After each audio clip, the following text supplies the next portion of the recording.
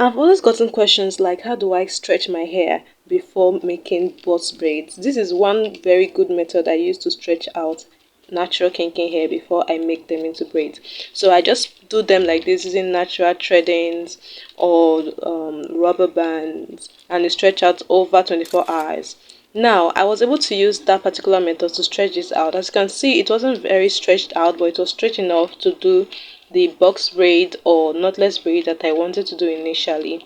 So, in order for you to do your hairstyle, you can look for ways in order for you to stretch out different hair, which could either be the rubber band method, the scrunchie method, the African threading method, whichever method you want to use. And then after that, you need to make sure that you carefully part out the parts you want to like start working on immediately, and then see if you can weave or twist the other part that you're not working on so they remain stretched.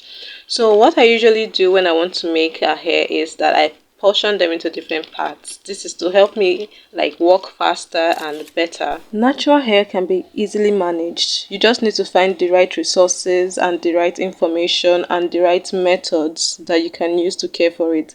There are different techniques. People telling you that, oh, apply 10 million products on your hair, cook things on your hair, always do this and that to your hair.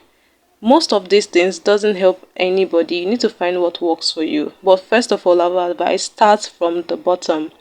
Okay, start from the bottom. What do I mean by this? Do not just use everything you hear or you see on your hair.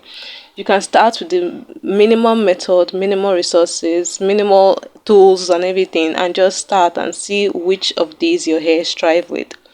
Okay, so at first what I did with my hair and my client's hair right here was we started small. We didn't use any intensive product or anything on our hair. The only thing we did was we minimized our combing methods, we minimized the amount of product we use on the hair, and we minimize the number of manipulation we do on the hair.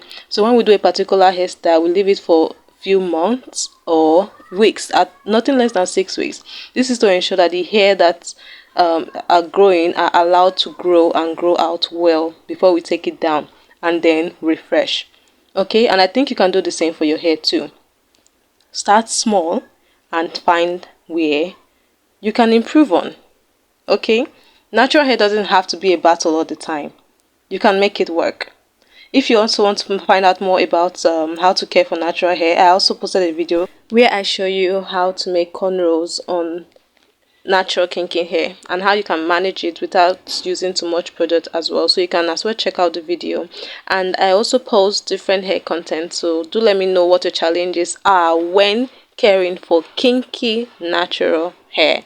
So if you like this video, do give it a thumbs up and leave your comment down in the comment section below, and I will see you in the next one. Bye.